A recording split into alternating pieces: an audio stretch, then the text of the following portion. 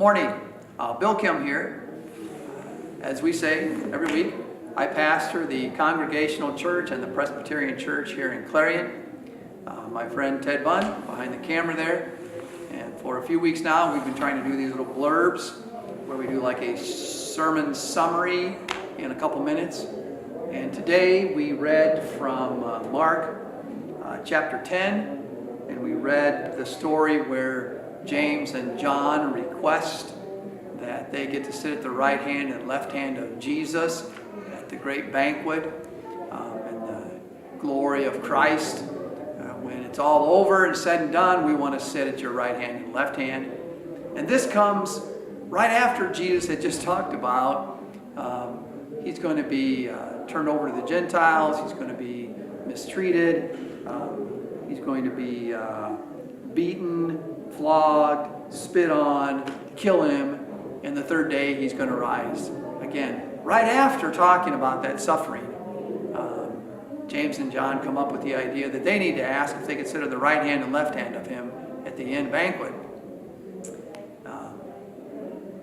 Jesus seems to be having difficulty getting through to them, as he does with you and me. Seems to have trouble helping them fully grasp the idea that this being a follower of his isn't about glory, isn't about being the winner. This being a follower of Jesus is about serving. It's about being last instead of first. It's about being a slave and not a master.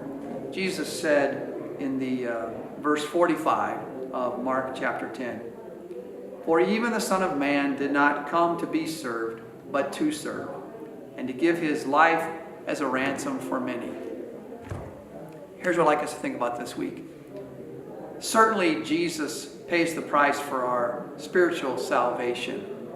But in this verse, I wonder if he's not talking about setting us free from the structure of this world.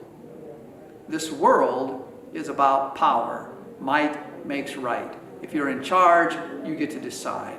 You get to lord your power over others. That's the way the world operates. What Jesus is saying to his disciples is, I give you a very different way of life. I give you some different guidelines. I give you some different expectations. I give you the way to life at its best. And surprise, it's not by being the Lord over other people. It's by serving others. It's by being a slave to all. It's by being last rather than first.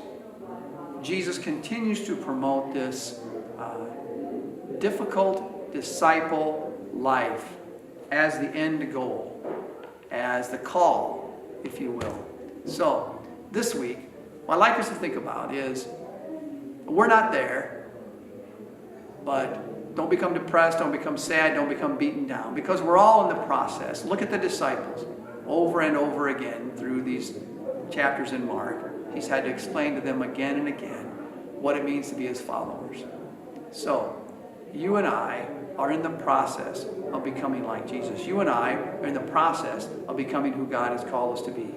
In this instance, Jesus reminds us, he calls us to a way different lifestyle than the world promotes. He sets us free from what the world expects and gives us new expectations.